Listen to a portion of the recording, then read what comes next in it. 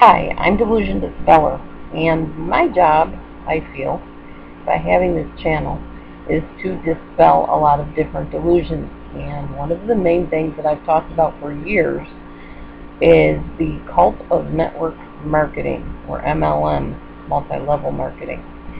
I was in a lot of multi-level marketing companies, and I can tell you basically they're all kind of the same, even though they say, oh, well, we're different than them because we don't do this or that. At the heart of it all is money making and step on the little guide to get there. I've not met anybody from any business that was not how it worked. Well, last night I went to such a meeting. I'm not prepared to say the name of the company yet because I'm not so sure that I'm going to totally throw the baby out with the bathwater, because I did see some really reputable products that I might be willing to try. As far as doing it as a business, I'd have to be pretty convinced by the product that they would be something that could benefit me and other people before I would consider doing it as a business. But I might try one of their products or a couple of their products at some point.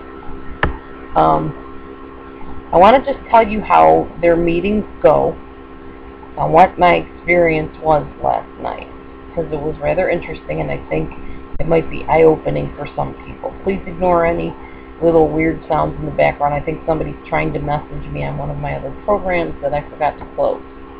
So, that being said, I was invited to the meeting by a relative. I decided to go a bit reluctantly, but not really, because I kind of knew basically from other network marketing experiences what to expect. I have to tell you, years ago there was a product out in a company called Equinox, and the way their meetings worked were everybody got high on this ephedrine stuff, and then they would greet you real positively, like say there were 3 people, Amy, Mark, and Sarah. Sarah would walk up to you. Hi, I'm Sarah. What's your name? I'm Laura. Hi, nice to meet you. Mark. Hi, I'm Mark. What's your name? Laura. Hi, Laura. Nice to meet you. I think you'll have a really great night tonight. Then Sarah comes along. Hi, did you say your name was Laura? I overheard you. I was just talking to somebody. It's great to have you. Thanks for coming to our meeting. You're going to learn some really neat stuff tonight. And they were all really hyped up, high-pitched, high. High is the word. I remember years ago going to that meeting thinking I was going to a job interview, and arriving at this job interview and seeing a bunch of other people at my interview, sitting there waiting for the same interview, and I'm thinking, man, I got a lot of competition. Well, then they open the doors, and you walk into this big conference hall, and up in front, there's a white sheet on a table. Well, you don't know what to expect. Eventually, they unveil their products, and they give you a whole sales pitch. Okay, well, this wasn't quite like that, but pretty similar. Anyway, we had a heck of a time trying to find the place, and I finally helped us get to it through use of my GPS. When we got there, I was immediately greeted by a lady, a young lady, I should say. She's like in her 20s. And she was as high as a kite, but you can't really tell because it's not the typical, oh yeah, man, this is awesome stuff. It's not that kind of high. It's just this really hyped up, oh, we're having a good time tonight. We can't wait. We're going to have a party. Everybody get up and dance. It's that kind of high. So she's like, hi, I'm blankety blank. Like, oh, hi, nice to meet you. So, what do you guys do for a living? She asked my fiance first. He told her his situation. He said, and how about you? What are you doing these days? It was just all high as a kite type of high-pitched talking. And I'm not thinking anything of it other than, man, these people are really happy. It's been years since I went to that Equinox meeting, so totally forgot about all that stuff. Immediately, we were given glasses of pink lemonade to drink. Of course, this was containing their product. The pink lemonade had a lot of interesting things in it. And unfortunately, I react to those interesting things. I did drink a little sip of it, and I thought, man, this tastes like something familiar, and what it was it tasted like chopped up, mushed vitamins inside lemonade. It's bitter, like that bitter taste that chewable vitamins have. And I was like, okay, this isn't very good. So I set the cup down. But as the meeting continued, and I was looking at my sister-in-law next to me and some other people, I thought, maybe I should at least kind of, act interested. Peer pressure does a lot to you, even without somebody saying anything to you. Just having people sit around you looking like they're having a good time can get you to do something. And it's very scary to me that I'm that susceptible and vulnerable and gullible to this kind of thing, because I thought I was stronger than that, but I guess not. So I'm admitting my weakness to you. Let it be a lesson to warn you before you jump into the same thing. So I drank the rest of my pink lemonade, and then after the meeting was over, I felt so good, I wanted to try a different flavor.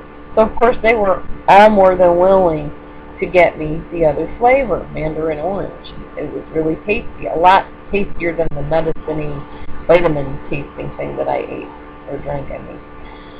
So I drank the mandarin orange. So basically I had 2 whole cups of this stuff. By the end of the night, I had a major splitting headache. On the way home, I was sick to my stomach, and this morning I woke up itching. Now, what they don't tell you is what's in this stuff is toxic. Now, this is a matter of debate and controversial, I realize that. I do not usually use any products with Splenda or aspartame in them. Why? Because aspartame actually almost caused my foster mom to have convulsions and smash up her car. It causes me major headaches and confusion. And Splenda has interesting things in it like chlorine, like bleach, acetone, which is in nail polish remover, methanol, which is windshield fluid, and formaldehyde, which they embalm dead bodies with. Okay, I'll stick to natural sugar that has none of those added garbage chemicals in them. So I don't eat Splenda normally. Well, there was Splenda in this product. There was also, I think, 750 something of caffeine. Not as high as like Coca-Cola, but high enough. And I don't drink Coca-Cola in large amounts either because of the caffeine in it. I'm not a caffeine drinker normally. I'll have a cup of coffee once in a while, tea once in a while, but I don't drink enough that I feel anything from it. So basically what I got was a major caffeine Splenda overload. Not to mention whatever other weird chemicals were in this stuff. Okay, so here I was just really flying high. I could tell I wasn't myself. My fiance said I was acting manic. Yeah, that would be a good way to describe it. The main drive behind these types of businesses, and especially this one, was I'm only 23 and I've already gotten $3,000-$4,000 a month checks. I'm not saying she didn't. She probably did.